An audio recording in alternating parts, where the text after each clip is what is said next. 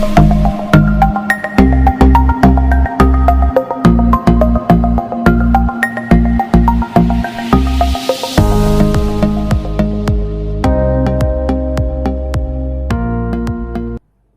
વિદ્યાર્થી મિત્રો, acid base અને ક્ષારના પ્રથમ તાસની અંદર એસિડ અને બેઝ એની પરખ કસોટીઓ આપણે જોઈ ગયા. આ તાસની અંદર આપણે એસિડ અને બેઝના રાસાયણિક ગુણધર્મો જોઈશું. સૌપ્રથમ આપણે એસિડના રાસાયણિક ગુણધર્મો જોઈએ. તો એસિડનો પ્રથમ રાસાયણિક ગુણધર્મ છે એસિડની ધાતુ સાથે પ્રક્રિયા થઈ ક્ષાર તથા હાઇડ્રોજન વાયુ ઉત્પન્ન થાય છે. ગુણધર્મને સમજવા માટે પ્રવૃત્તિ જોઈ લઈએ આપણે.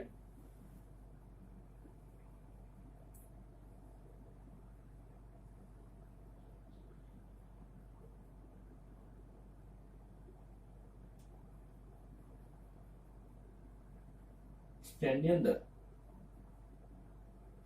એક કસનળી લઈ તેમાં 5 ml જેટલો H2SO4 સલ્ફ્યુરિક એસિડ લઈ લઈએ છીએ એસિડ તરીકે. તેની અંદર દાણાદાર ઝીંક ઉમેરીએ છીએ. કસનળીને બંધ કરી તેમાંથી એક વિમોચન નળી પસાર કરી તેને સાબુના ફીણ ભરેલા હોય તેવા પાત્રમાંથી આપણે પસાર કરીએ છીએ. જ્યારે ઝીંકની સલ્ફ્યુરિક એસિડ સાથે પ્રક્રિયા થશે ત્યારે તેમાંથી એક વાયુ ઉત્પન્ન થશે અને એ વાયુને આપણે આ ફીણના દ્રાવણમાંથી આપણે સરળતાથી જોઈ શકીશું એક પરપોટાના સ્વરૂપમાં. અહીં નીકળતો આ જે વાયુ છે તે આપણે સળગતી મીણબત્તી લઈ જઈએ તો એ ધડાકા સાથે સળગી ઉઠતી હોય છે. તો આ ધડાકા સાથે સળગી જવું આ કારણ છે ઉત્પન્ન થતો વાયુ છે હાઇડ્રોજન હોય છે. તેના કારણોસર આવું જોવા મળતું હોય છે. ફરીથી આખી પ્રવૃત્તિ સમજી લઈએ. એક સ્ટેન્ડની અંદર 5 ml H2SO4 લઈ તેમાં દાણાદાર ઝીંક Zn ઉમેરીએ છીએ. હાઇડ્રોક્લોરિક એસિડ અને હાઇડ્રોક્લોરિક એસિડ સલ્ફ્યુરિક એસિડ અને ઝીંક વચ્ચે રાસાયણિક પ્રક્રિયા થઈ ઉત્પન્ન થતા વાયુને ફીણવાળા દ્રાવણમાંથી પસાર કરીશું. ફીણની અંદરથી હાઇડ્રોજન વાયુ એ રંગવિહીન, ગંધવિહીન અને સ્વાદવિહીન હોય છે. એટલે ઉત્પન્ન થતા હાઇડ્રોજન વાયુને જોવા માટે આપણે આવા ફીણવાળા પાત્રોમાંથી પસાર કરીશું જે પરપોટા સ્વરૂપે આપણને દેખાય છે. આ હાઇડ્રોજન વાયુની નજીક ઉત્પન્ન થતા વાયુની નજીક જ્યારે આપણે સળગતી મીણબત્તી અથવા તો દીવાસળી પણ લઈ જઈ શકીએ ત્યારે તે ધડાકા સાથે સળગી ઉઠે છે. આમ થવા પાછળનું કારણ છે તેની અંદર ઉત્પન્ન થતો હાઇડ્રોજન વાયુ. એટલે આમ જ્યારે એસિડની ધાતુ સાથે પ્રક્રિયા કરવામાં આવે ત્યારે ક્ષાર તથા ડાયહાઇડ્રોજન વાયુ ઉત્પન્ન થતો હોય છે. જે રીતે આપણે H2SO4 લીધો હતો એ જ રીતે આપણે હાઇડ્રોક્લોરિક એસિડ પણ લઈ આ પ્રવૃત્તિ કરી શકીએ. HNO3 નાઇટ્રિક એસિડ લઈને પણ આ પ્રવૃત્તિ કરી શકીએ અને એસિટિક એસિડ CH3COOH લઈ આ પ્રવૃત્તિ આપણે ફરીથી કરીશું અને ઉત્પન્ન થતા વાયુ હાઇડ્રોજન વાયુ ઉત્પન્ન થાય છે કે નહીં એ ચકાસીશું. આખી જે આ રાસાયણિક પ્રક્રિયા છે એ રાસાયણિક પ્રક્રિયાને એક સમીકરણના સ્વરૂપમાં આપણે લખીએ તો H2SO4 સલ્ફ્યુરિક એસિડ વત્તા ઝીંક gives ZnSO4. Zn એ હાઇડ્રોજન કરતા વધુ સક્રિય હોવાથી H2SO4 માંથી હાઇડ્રોજનનું Zn દ્વારા વિસ્થાપન થાય છે. ZnSO4 વત્તા હાઇડ્રોજન વાયુ ઉત્પન્ન થશે. એક્ઝેક્ટ આ જ રીતે બેટા HCl લઈશું ને આપણે તો પણ આવી પ્રક્રિયા થશે. HCl એ પણ લખી કાઢું અહીંયા વત્તા Zn હાઇડ્રોક્લોરિક એસિડ લીધો છે તે વખતે ZnCl2 વત્તા H2 સમીકરણ બેલેન્સ કરી નાખો. તો અહીંયા ઝીંક ક્લોરાઇડ એક ક્ષાર સ્વરૂપે મળશે અને હાઇડ્રોજન વાયુ ઉત્પન્ન થયો. એ જ રીતે HNO3 અને એસિટિક એસિડ પણ લઈ શકીએ. તો અહીંયા HNO3 ની Zn સાથે પ્રક્રિયા લઈએ. CH3COOH એસિટિક એસિડ કહેવાય. અણુ સૂત્ર તમે યાદ કરી લેજો. એની પ્રક્રિયા કરવામાં આવે છે ત્યારે હાઇડ્રોજન વાયુ ઉત્પન્ન થતો નથી. તો પ્રશ્ન એવો થાય આપણને, H2SO4 અને HCl હાઇડ્રોક્લોરિક એસિડ સાથે ધાતુની પ્રક્રિયા થાય ત્યારે હાઇડ્રોજન વાયુ ઉત્પન્ન થાય છે. તો તેનું એક જ કારણ છે બેટા કે Zn જે છે ઝીંક એ હાઇડ્રોજન કરતા વધુ સક્રિય છે. આથી એ Zn છે એ H2SO4 HCl માં અને HCl માં રહેલા હાઇડ્રોજન એ બંનેનું એ વિસ્થાપન કરે અને હાઇડ્રોજન વાયુ ઉત્પન્ન કરતો હોય. અહીંયા કેમ એવું બનતું નથી? તો HNO3 અને CH3COOH માં તેનું કારણ છે HNO3 એ પ્રબળ ઓક્સિડેશન કરતા છે ને એ પ્રબળ ઓક્સિડેશન કરતા હોવાના કારણે H2O ની અંદર એ ઓક્સિડેશન કરાવે છે. ફરીથી જ્યારે આપણે HNO3 ની Zn સાથેની પ્રક્રિયા કરીશું એ વખતે હાઇડ્રોજન વાયુની જગ્યાએ H2O એટલે કે પાણીનો અણુ મુક્ત થશે. પરીક્ષાની અંદર પૂછી શકાય 2 માર્ક્સની અંદર, તો આપણે એવું કહીશું HNO3 એ પ્રબળ ઓક્સિડેશન કરતા હોવાથી H2 નું એ H2O માં શું કરાવે છે? ઓક્સિડેશન કરાવે છે. આથી H2 ની જગ્યાએ H2O ઉત્પન્ન થતા છે. આમ આ થયો એસિડનો પહેલો જ ગુણધર્મ કે એસિડની ધાતુ સાથે પ્રક્રિયા થઈ ક્ષાર અને હાઇડ્રોજન વાયુ ઉત્પન્ન થાય. આ પહેલી એની રાસાયણિક પ્રક્રિયા થઈ. ચલો એનો બીજો રાસાયણિક ગુણધર્મ જોઈએ. એસિડની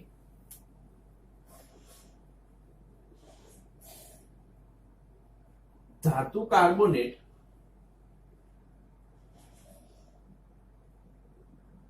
અથવા તો ધાતુ હાઇડ્રોજન કાર્બોનેટ સાથે પ્રક્રિયા થાય ત્યારે ક્ષાર, કાર્બન ડાયોક્સાઇડ વાયુ અને H2O એટલે કે પાણીનો અણુ ઉત્પન્ન થતો હોય છે. અંડરલાઈન કરી લો. આ બીજો રાસાયણિક ગુણધર્મ. ધાતુ કાર્બોનેટ અથવા તો ધાતુ હાઇડ્રોજન કાર્બોનેટ સાથેની રાસાયણિક પ્રક્રિયા કરતા ક્ષાર, કાર્બન ડાયોક્સાઇડ વાયુ અને પાણીનો અણુ મુક્ત થતો હોય છે. જો H2SO4 મેં પહેલા રાસાયણિક ગુણધર્મની અંદર અહીંયા લીધું હતું. હવે હું HCl લઈ લઉં છું.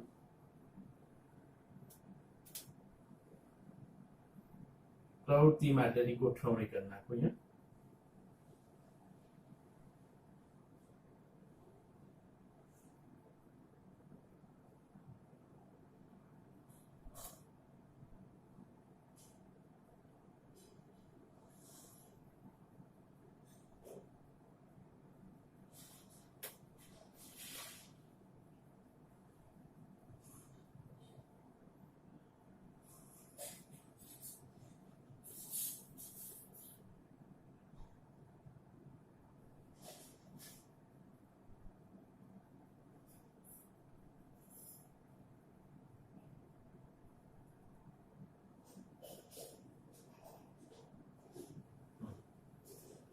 પ્રવૃત્તિની અંદર તમે જો આપણે એવું કરીએ છીએ, એક હાઇડ્રોક્લોરિક એસિડ HCl ભરેલી કસનળીની અંદર ધાતુનો કાર્બોનેટ તરીકે સોડિયમ કાર્બોનેટ Na2CO3 હું ઉમેર્યું છું.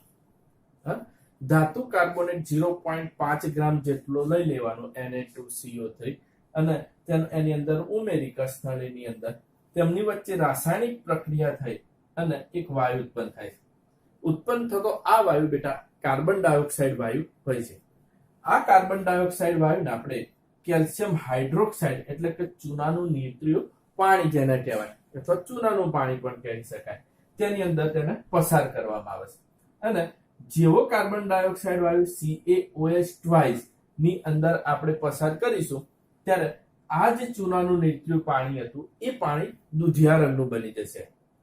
આ ચૂનાનું પાણી દૂધિયા રંગનું થવાનું કારણ જે છે કે તેની અંદરથી ઉત્પન્ન થતો વાયુ અથવા તો પસાર કરેલો વાયુ કયો હોય છે? કાર્બન ડાયોક્સાઇડ વાયુ હોય છે. જે રીતે આપણે HCl ની અંદર Na2CO3 લીધો હતો, એ જ રીતે આપણે બીજું એક NaHCO3 લઈને પણ આ જ પ્રક્રિયા આપણે ફરીથી કરી શકીએ. આખી પ્રવૃત્તિને સમીકરણના સ્વરૂપમાં લખી દઈએ તો જો HCl હાઇડ્રોક્લોરિક એસિડ વત્તા તેની અંદર આપણે ઉમેરીશું Na2CO3 તો બનતો ક્ષાર NaCl વત્તા CO2 વત્તા H2O. Na2 છે એટલે અહીંયા હું આગળ 2 કરી નાખું છું, સમીકરણ આખું બેલેન્સ થઈ જશે. સોરી, આ Cl ના 2 પરમાણુ છે, અહીંયા 2 કરી નાખી, હાઇડ્રોજન 2 H2 2. ઓકે, બેલેન્સ થઈ ગયું. એ જ રીતે જો HCl માં સોડિયમ હાઇડ્રોજન કાર્બોનેટ લઈને પણ પ્રક્રિયા કરી શકાય તો એમાં NaCl વત્તા CO2 વત્તા H2O મળશે. સોડિયમ કાર્બોનેટ લેવામાં આવે અથવા તો હાઇડ્રોજન કાર્બોનેટ લીધેલો હોય તો એ વખતે ક્ષાર કાર્બન ડાયોક્સાઇડ વાયુ વત્તા એમાંથી ઉત્પન્ન થતો શું હોય? પાણીનો અણુ મુક્ત થતો હોય.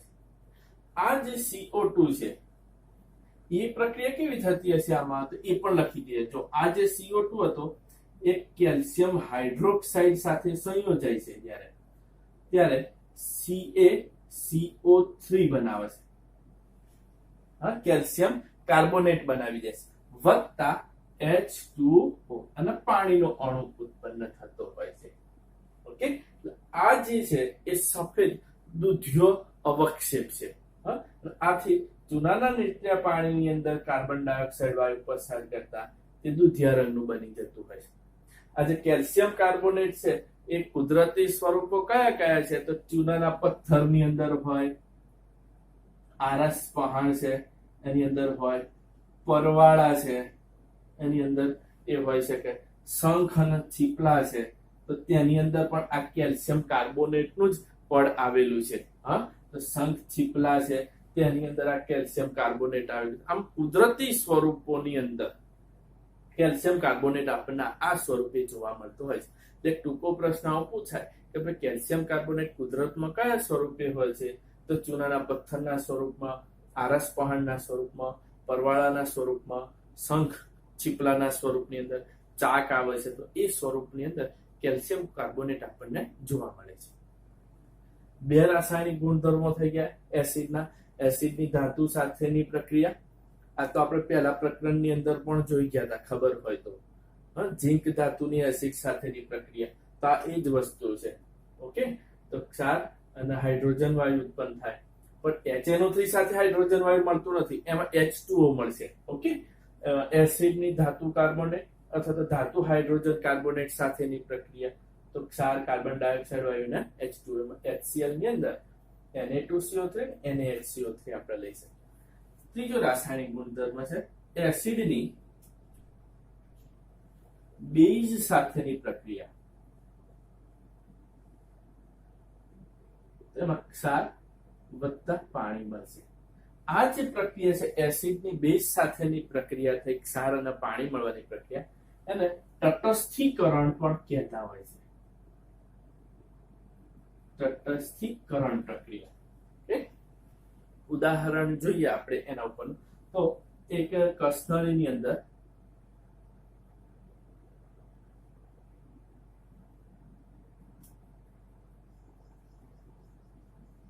NaOH લીધેલો છે. એ NaOH ની અંદર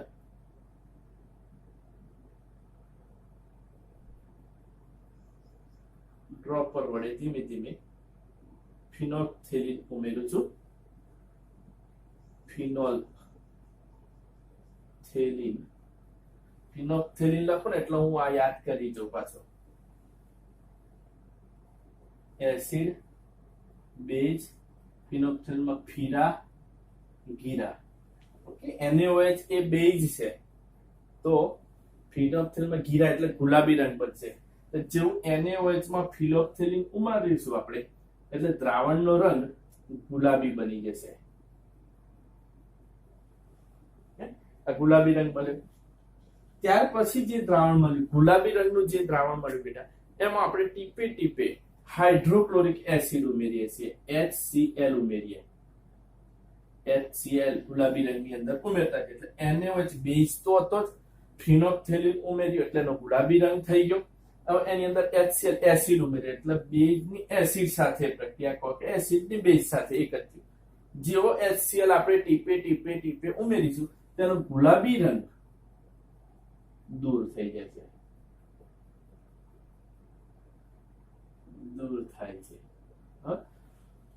બેઝ હતો ત્યાં સુધી તેનો ગુલાબી રંગ હતો, દ્રાવણનો સ્વભાવ બેઝિક હશે ત્યાં સુધી એનો ગુલાબી રંગ. જેવો આપણે અંદર એસિડ ઉમેરીશું તેમ તેમ તેમ તેમ તેનો ગુલાબી રંગ દૂર થઈ જાય. તો ગુલાબી રંગ દૂર થવાનું કારણ શું? આવું કેમ બન્યું? એનું એક જ કારણ છે કે એસિડ વડે બેઝને અસર છે એ નાબૂદ થતી હોય. એટલે દ્રાવણનો જે બેઝિક સ્વભાવ હતો એ સ્વભાવ અહીંયા દૂર થાય છે. એક્ઝેક્ટ એ જ રીતે આપણે કહી શકીએ એસિડ વડે બેઝ અને બેઝ વડે એસિડ બંનેની અસર પરસ્પર શું થઈ જતી હોય છે? નાબૂદ થતી હોય છે. તો આવી જે અસર નાબૂદ થવાની પ્રક્રિયા છે એને શું કહેવાય? તટસ્થીકરણ કહેવાય. એટલે એસિડની બેઝ સાથેની રાસાયણિક પ્રક્રિયા થઈ ક્ષાર અને પાણી બનવાની પ્રક્રિયા તેને જ કહેવામાં આવે છે તટસ્થીકરણ પ્રક્રિયા. સમીકરણના સ્વરૂપમાં લખીએ તો આ રીતે લખાશે NaOH વત્તા HCl હાઇડ્રોક્લોરિક એસિડ ઉમેર્યામાં તો ક્ષાર તરીકે NaCl સોડિયમ ક્લોરાઇડ અને એક પાણીનો અણુ એટલે કે H2O ઉત્પન્ન થશે. 3 રાસાયણિક ગુણધર્મો થઈ ગયા બેટા. એક, એસિડની ધાતુ સાથેની પ્રક્રિયાથી ક્ષાર હાઇડ્રોજન વાયુ મળવાની પ્રક્રિયા. બીજો, એસિડની ધાતુ કાર્બોનેટ અથવા ધાતુ હાઇડ્રોજન કાર્બોનેટ સાથે પ્રક્રિયા થઈ ક્ષાર અને પાણીનો અણુ મુક્ત થવો. હવે બધામાં ક્ષાર અને પાણી હશે. કાર્બોનેટ એટલે કાર્બન ડાયોક્સાઇડ વાયુ યાદ રાખી લેવાનું, બરાબર. એસિડની બેઝ સાથે પ્રક્રિયા થઈ ક્ષાર અને પાણી બનવાની પ્રક્રિયા જેને તટસ્થીકરણ કહેવાય. આ પ્રક્રિયાને 2 માર્ક્સની અંદર અલગથી પણ પૂછી શકાય. આ સમીકરણ અને આ પ્રક્રિયાઓ આગળના ચેપ્ટરોની અંદર પણ આપણે વારંવાર આવવાની છે. તો યાદ રાખજો, એસિડની બેઝ સાથેની રાસાયણિક પ્રક્રિયા અથવા બેઝની એસિડ સાથે. જેમ એસિડના રાસાયણિક ગુણધર્મોમાં આ એક રાસાયણિક ગુણધર્મ છે, એ જ રીતે બેઝના રાસાયણિક ગુણધર્મોની અંદર પણ આ એક રાસાયણિક ગુણધર્મ છે.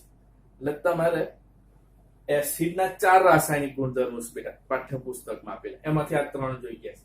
અને બેઝમાં 3 રાસાયણિક ગુણધર્મો છે બેઝના. અન્ડરસ્ટેન્ડ? એમાં બેઝના 3 માંથી એક તો આવી ગયો, આ તો કોમન છે બંનેમાં. એસિડની બેઝ સાથે બેઝની એસિડ સાથેની પ્રક્રિયા, તટસ્થીકરણ પ્રક્રિયા. એક આ રાસાયણિક ગુણધર્મ એમ પણ થઈ ગયો. હવે ચોથો ગુણધર્મ એસિડનો. એસિડની ધાતુ ઓક્સાઇડ સાથે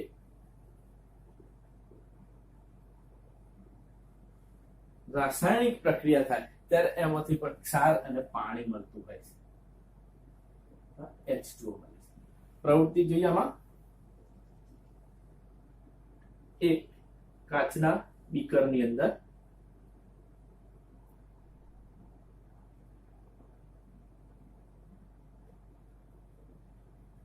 કાચનું આખું એક બીકર લઈ લીધું છે.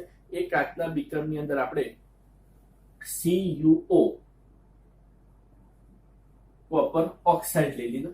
એ કોપર ઓક્સાઇડ ની અંદર એસિડ તરીકે હું HCl ઉમેરું છું.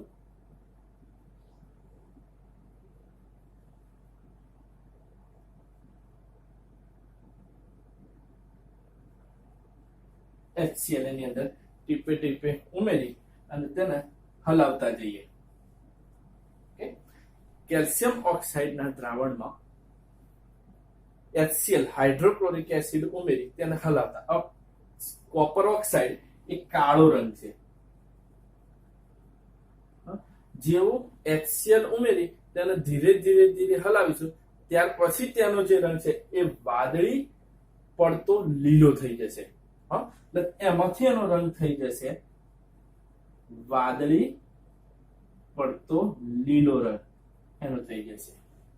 તો આ એ સૂચવે છે કે તેની અંદર એક વાદળી લીલાશ પડતો એક ક્ષાર બને છે અને H2 મળતું હોય.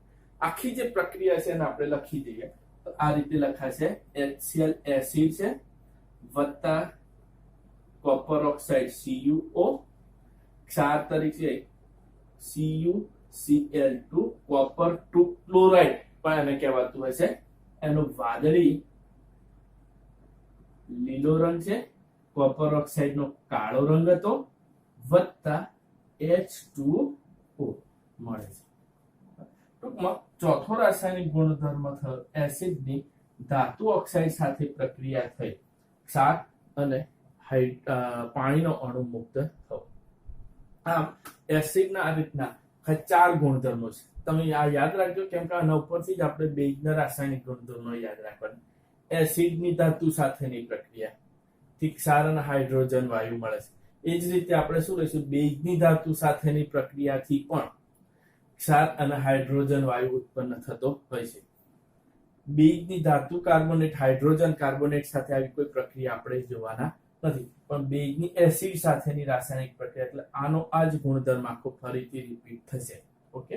અને ત્રીજું છે જેમ એસિડની ધાતુ ઓક્સાઇડ સાથેની પ્રક્રિયાથી એમ બેઝની અધાત્વીય ઓક્સાઇડ સાથેની પ્રક્રિયા લેશે. બીજો એક ટૂંકો પ્રશ્ન આવો યાદ રાખવા જેવું છે, પણ ધાતુના જે ઓક્સાઇડ હોય ને એ પાણીમાં દ્રવી બેઝ બનાવતા હોય. એટલે ધાતુ ઓક્સાઇડ હંમેશા બેઝ સ્વભાવ ધરાવે અને અધાત્વીય ઓક્સાઇડો હોય એ એસિડિક સ્વભાવ ધરાવતા હોય છે. જો કે બેઝના ગુણધર્મો જોઈશું ને એની નીચે થોડીક જગ્યા વધશે આપણે, એટલે એ વખતે એ સમીકરણો લખી અને એને સમજી લઈએ છીએ. હાલ આપણે આ 4 ગુણધર્મો ઉપર ખાસ ફોકસ કરીએ. એસિડના 4 ગુણધર્મો છે બેટા, ફરીથી મગજમાં ફિટ કરી લો. એસિડની ધાતુ સાથેની પ્રક્રિયા ક્ષાર અને ડાયહાઇડ્રોજન વાયુ, અહીંયા એટલો જ H2O મળે છે. HNO3 હશે અને એસિટિક એસિડમાં તો હાઇડ્રોજન વાયુ મળતો નથી. એસિડની ધાતુ કાર્બોનેટ અથવા ધાતુ હાઇડ્રોજન કાર્બોનેટ સાથેની પ્રક્રિયા થઈ ક્ષાર, કાર્બન ડાયોક્સાઇડ અને H2O મળવું. એસિડની બેઝ સાથેની પ્રક્રિયા જેને આપણે તટસ્થીકરણ પ્રક્રિયા કહીએ છીએ, ક્ષાર અને પાણીનો અણુ મુક્ત થવો. એસિડની ધાત્વીય ઓક્સાઇડ સાથેની પ્રક્રિયા થી ક્ષાર અને પાણી બને. બેઝના રાસાયણિક ગુણધર્મો કયા કયા, ફરીથી તમે આના ઉપરથી યાદ રાખો. એસિડની ધાતુ સાથે પ્રક્રિયા હતી એમ બેઝની ધાતુ સાથે પ્રક્રિયા લઈ ક્ષાર હાઇડ્રોજન વાયુ મળશે. આ નહીં લેતા. હવે બેઝની એસિડ અથવા એસિડની બેઝ તટસ્થીકરણ, બેઝની અધાત્વીય ઓક્સાઇડ સાથેની પ્રક્રિયા થી ક્ષાર અને હાઇડ્રોજન વાયુ મળશે. ફરીથી તમે મને યાદ કરાવજો, હું આ ભૂસી કાઢવાનો છું, એના પછી આપણે એના ગુણધર્મો લખવા છે. બેઝની ધાતુ સાથેની પ્રક્રિયા ક્ષાર અને હાઇડ્રોજન વાયુ, બેઝની એસિડ સાથેની પ્રક્રિયા ક્ષાર અને પાણી. આની આ જ પ્રક્રિયા છે, ફરીથી એને લખવાની સમજવાની પણ જરૂર નથી, હું ફરીથી લખવાનો પણ નથી, ખાલી એક વખત આ સમીકરણ એટલું લખી કાઢ્યું. બેઝની ધાતુ ઓક્સાઇડ, અહીંયા એસિડની ધાતુ ઓક્સાઇડ એમ બેઝની કોની સાથેની લઈશું, અધાત્વીય ઓક્સાઇડ સાથેની પ્રક્રિયા લેવાની છે અને ક્ષાર અને શું મળશે, એમાં પાણીનો અણુ મળશે આપણને. હવે 3 રાસાયણિક ગુણધર્મો બેઝના છે.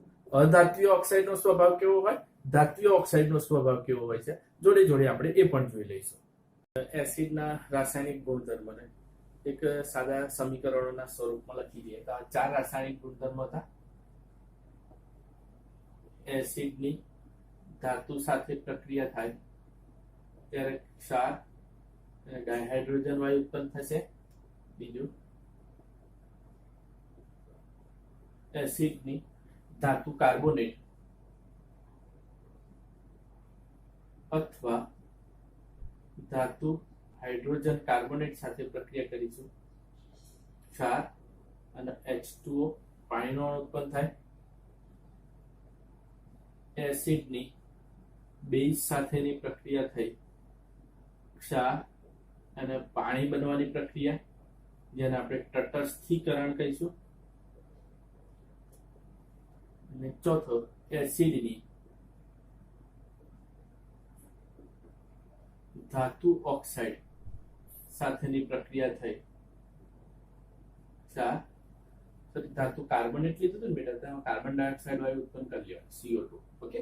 હા, ધાતુ ઓક્સાઇડ સાથે ક્ષાર અને પાણીનો અણુ ઉત્પન્ન થશે, ધાત્વીય ઓક્સાઇડ લઈશું. બેઝના રાસાયણિક ગુણધર્મો. પહેલા, બેઝની ધાતુ સાથે પ્રક્રિયા થઈ ક્ષાર અને ડાયહાઇડ્રોજન વાયુ ઉત્પન્ન થતો હોય છે. જે જ રીતે એસિડ ભરેલી કસનળીની અંદર ધાતુ ઉમેરવામાં આવે છે, એ જ રીતે આપણે બેઝ ભરેલી કસનળી NaOH માં જ્યારે ઝીંક ઉમેરીશું જ્યારે એ વખતે પણ આપણને હાઇડ્રોજન વાયુ મળતો હોય છે. અને આ હાઇડ્રોજન વાયુની કસોટી કરવા આપણે સળગતી દિવાસળી લઈ જઈએ તો એ એક ધડાકા સાથે સળગી ઉઠતી હોય છે. તો NaOH બેઝ વત્તા તેની પ્રક્રિયા Zn ઝીંક સાથે પ્રક્રિયા કરીશું તો ક્ષાર તરીકે sodium zincate Na2ZnO2 sodium zincate એક સંકીર્ણ ક્ષાર છે જો સોડિયમ ઝિંકેટ એટલે સોડિયમ ઝિંકેટ મળશે વત્તા H2 હાઇડ્રોજન વાયુ ઉત્પન્ન થતો હોય.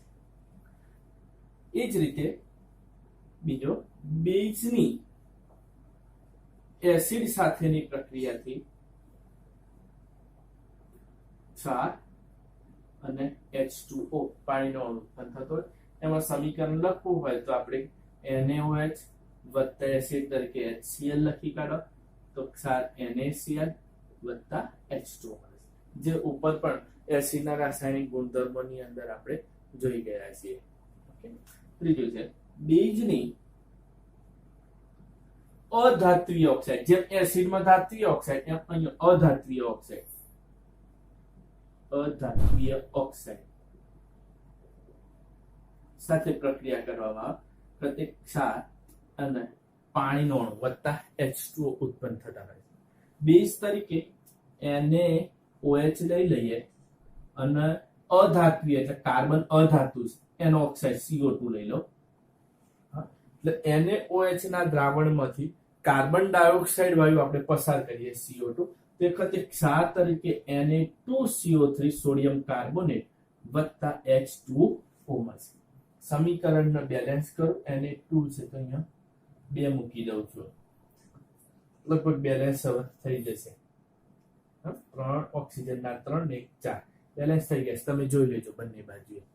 બીજી એક વાર ધારાનું સમીકરણ લખવું હોય તો જો કેલ્શિયમ હાઇડ્રોક્સાઇડમાં CO2 વાયુ પસાર કરો ચૂનાના નિત્ય પાણીમાંથી તો હવે શું થશે CaCO3 કેલ્શિયમ કાર્બોનેટ વત્તા H2. આ સમીકરણ લખવું હોય આપણે તો પણ લખી શકીએ.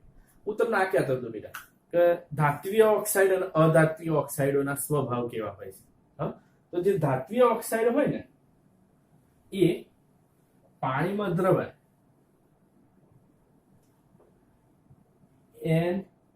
Na2O આ ધાત્વીય ઓક્સાઇડ છે. એ પાણીમાં દ્રવાય એટલે વત્તા H2O થાય તો એ વખતે NaOH બનાવે છે. બેલેન્સ કરવા આગળ 2 કરી નાખો તો સોડિયમ હાઇડ્રોક્સાઇડ એટલે શું બન્યું બેઝ બન્યું. એટલે ધાત્વીય ઓક્સાઇડ એ સ્વભાવ કેવા હોય તો બેઝિક હોય છે એમ કહેવાય. Na2O સોડિયમ એ ધાતુ છે એનો ઓક્સાઇડ Na2O લીધું પાણીમાં દ્રવી અને બેઝ બનાવે. તો ધાત્વીય ઓક્સાઇડો કેવા હોય બધા બેઝ હોય. એ જ રીતે અધાત્વીય ઓક્સાઇડ દાખલા તરીકે કાર્બન ડાયોક્સાઇડ અધાતુનો ઓક્સાઇડ છે અધાત્વીય ઓક્સાઇડ એ પાણીમાં ઉમેરાઈને શું થશે તો જો H2CO3 આ થયો કાર્બોનિક એસિડ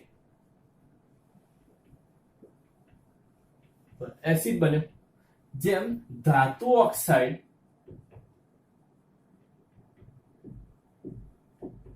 બેઝિક હોય એમ અધાત્વીય ઓક્સાઇડ એસિડિક હોય છે. જો અધાત્વીય ઓક્સાઇડ કેવા હોય એસિડિક પ્રાસે બેસે. ધાત્વીય ઓક્સાઇડ હંમેશા કેવા હોય બેઝિક હોય. યાદ રાખવા માટે Na2O તો H2 તો NaOH તમે CaO દાખલા તરીકે લીધું હોય એ પણ લઈ શકો વત્તા H2 કેલ્શિયમ ઓક્સાઇડ તો CaOH ચૂનાની પાણી જે બેઝિક છે. આ CO2 લીધું SO2 લો દાખલા તરીકે SO3 સલ્ફર ટ્રાયોક્સાઇડ લો તો જો H2SO4 સલ્ફ્યુરિક એસિડ. કેટલાક અણુસૂત્રો તમારે યાદ રાખી લેવાના. એસિડ બેઝ અને ક્ષાર ચાલતો હોય તો એસિડ કયા છે HCl hydrochloric acid H2SO4 sulphuric acid HNO3, nitric acid, કે બેઝ છે તો NaOH, KOH છે, CaOH ટ્વાઇસ છે, આ બધા બેઝ છે. ઓકે, એટલે આવા કેટલાક અણુસૂત્રો તમારે યાદ કરી લેવાના. આમ એસિડના રાસાયણિક ગુણધર્મો જોઈ લીધા જે 4 છે, અને બેઝના રાસાયણિક બંને આપણે અલગ અલગ કરી અને જોઈશું. પાઠ્યપુસ્તકની અંદર આપણને બધું ભેગું આપેલું છે, એ આપણે થોડું બાયફર્ગેટ કરી અને એસિડના રાસાયણિક ગુણધર્મો અલગ તારવી લીધા, બેઝના રાસાયણિક ગુણધર્મો અલગ તારવી લીધા. આપણા મગજની અંદર પણ એના અલગ અલગ પાર્ટીશન પાડીશું કે જેથી કરીને એસિડ બેઝના રાસાયણિક ગુણધર્મો ભેગા થઈ જાય નહીં. ઓકે, જો કે તમે આ જ તાસને રિવાઇન્ડ કરીને ફરીથી 1-2 વખત જોઈ જશો તો ચોક્કસથી મને વિશ્વાસ છે કે આ એસિડના ગુણધર્મો અને બેઝના ગુણધર્મો ભેગા થશે અને તમે સરળતાથી વ્યવસ્થિત રીતે એને યાદ રાખી શકશો. પાઠ્યપુસ્તકમાં આપેલી પ્રવૃત્તિઓ છે બેટા બીજી તો જે આપણે દોરીને સમજાવતો હતો, દાખલા તરીકે આ છે, એ એના રાસાયણિક ગુણધર્મોથી કયા પદાર્થો મળે છે એ સમજાવવા માટે છે. આખી પ્રવૃત્તિઓ તમારે યાદ રાખવાની કે કોઈ જરૂર છે નહીં. આપણે ખાસ યાદ રાખવું છે તો એના રાસાયણિક ગુણધર્મો, બેઝની ધાતુ સાથે તો ક્ષાર વત્તા હાઇડ્રોજન વાયુ, તો કયા તો આ એનું સમીકરણ થઈ ગયું. ઓકે, બેઝની એસિડ સાથે તો આ તટસ્થીકરણ પ્રક્રિયા થઈ, તો એમાં કયા સમીકરણ થાય તો આ સમીકરણ યાદ રાખવાનું. બેઝની અધાત્મિક ઓક્સાઇડ સાથે તો ક્ષાર અને પાણીનો અણુ ઉત્પન્ન થાય, તો એમાં આપણે આ યાદ રાખવાના સમીકરણ. તો એ રીતે આમાં યાદ રાખવાનું છે. પ્રવૃત્તિઓને એના ઉપરથી કાઢેલા પ્રશ્નો છે એ તો આપણે સમજવા માટે છે, ગુણધર્મને પ્રયોગશાળાની અંદર ચકાસવા માટેની પ્રવૃત્તિઓ. ઓકે, તો એ પ્રવૃત્તિઓ બેઠી ગોખવાની કેવી કોઈ જરૂર હોતી નથી, પણ ગુણધર્મ તમને ખાસ યાદ રહેવા જોઈએ. એ જ રીતે આપણને કેટલાક ઇન્ટેક્સ પ્રશ્નો એક મેં જોયું કે ભાઈ તાંબા અને પિત્તળના વાસણો હોય તો એની અંદર દહીં અને છાશ, આંબલીનું પાણી એવા પદાર્થો શા માટે રાખવામાં આવતા નથી? તો તાંબાના જે આયનો છે એ તાંબાના આયનો આવા એસિડિક પદાર્થો સાથે રાસાયણિક પ્રક્રિયા કરી અને ઝેરી પદાર્થો બનાવતા, અને એવા ઝેરી જે પદાર્થો છે, ઝેરી રસાયણો છે, એની આપણા માનવ શરીર ઉપર હાનિકારક અસરો થતી હોય છે. અને એટલા જ માટે આવા તાંબા પિત્તળના વાસણોમાં એસિડિક સ્વભાવ ધરાવતા એવા પદાર્થો ક્યારે રાખવા ન જોઈએ કે ક્યારે એની અંદર રાંધવા પણ જોઈએ નહીં. હવે એક ઇન્ટેક્સ પ્રશ્ન મારે તમને સમજાવવા જેવો હતો, એ આપણે લઈ લીધો છે. બાકીના જે ઇન્ટેક્સ પ્રશ્નો 2 પ્રશ્નો છે એ આપણી ચર્ચાની અંદર ક્યાંક ને ક્યાંક અંદર આવી ગયેલા છે.